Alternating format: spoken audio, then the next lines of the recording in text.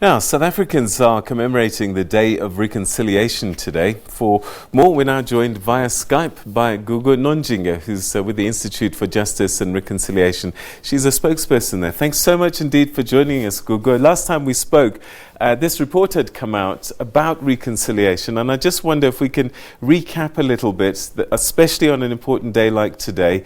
What is the state of reconciliation by and large 25 years later in South Africa? In as much as we've celebrated 25 years of democracy in South Africa, reconciliation still means different things to a lot of people. However, the reconciliation barometer that was released by the Institute for Justice and Reconciliation kind of gives us shows a vast mix of feelings from South Africans. It shows that a majority of us actually in South Africa agree that we still need reconciliation, although the report also kind of indicates that about half of South Africans actually say that they've experienced reconciliation. They do believe, though, that we have made progress when it comes to achieving reconciliation. And what does reconciliation look like for most people? I guess it's different for different generations, male, female even, it might be different. What were the kinds of indicators that you got about what reconciliation meant? More than anything, the survey showed that reconciliation means unity, it means trust, it means peace, and also means quite a lot of things when we speak about redistribution. Could be of wealth, could be of land in South Africa.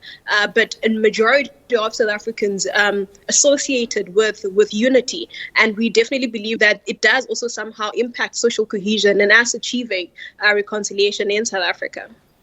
So black people were the oppressed majority, and I wonder, on a day like today, what have white people been saying about reconciliation? Because a lot of them have had to approach this from a different angle.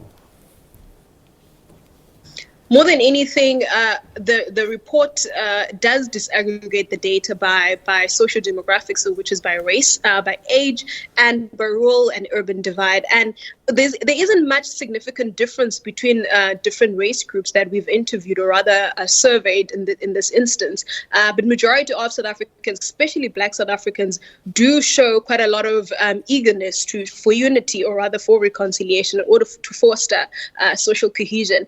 Another the youth demographic, that they are much more keen when it comes to integrating or rather engaging with other race groups. However, they've highlighted things like language barrier as one of the key issues as the reason why they haven't engaged with people from other race groups.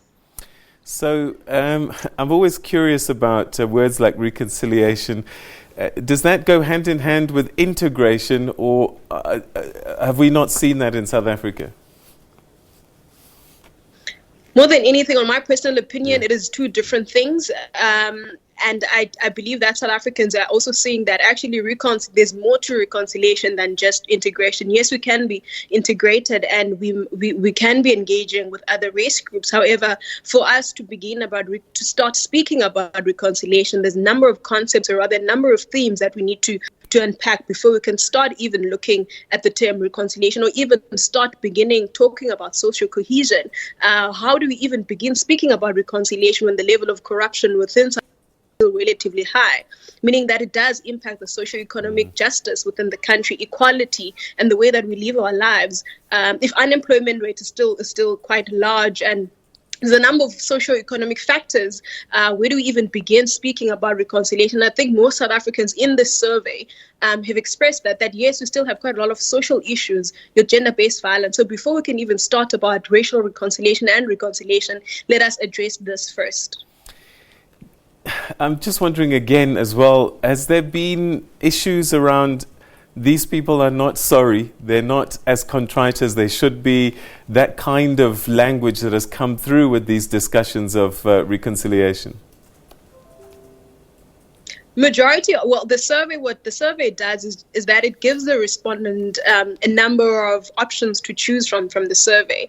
And what it doesn't do is ask the questions why. And I think it's up to us civil society organizations and us activists to actually go further in these communities, to actually dig deeper. But the survey just gives us a picture or rather a snapshot of what's happening within the South African communities. All right. And then what about women in general? Because they're facing even more battles like gender-based violence. So a majority of the people, or rather not even disaggregated by gender in this instance, but significant proportions of South Africans, I mentioned, said that we can't speak about reconciliation as long as we still face gender-based violence. And the majority of the people that raise that are women. There's about 80% of the people who answered to that question, which is a significant proportion. That actually is, as long as women are still, or rather South Africans still face quite a lot of gender-based violence, reconciliation still has a long way to go in South Africa. And I think also, yes, it is a majority of people who noted that are women, but also men are also raising their voice in this regard. All right, Gugu Nonjinge, we're going to leave it there. Thanks very much indeed for talking to us on this very important day. Thanks for your time.